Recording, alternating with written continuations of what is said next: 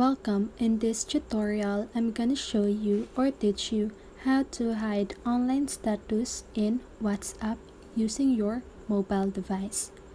So, if you want to know how I did it, just keep on watching. So if you're using Android phone, don't worry because the process is still the same. So let's get started. So first of all, you want to open your WhatsApp application and go to settings by clicking the settings button at the lower right corner of your screen. And now click on privacy. Some of the device, the privacy is under the account section. Okay? And now you want to click on the first section, which is the last seen and online.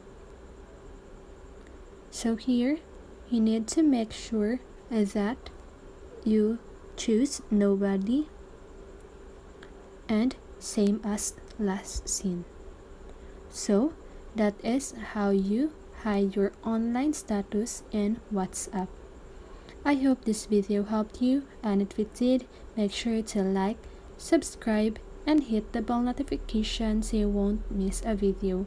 See you on the next one and have a great day.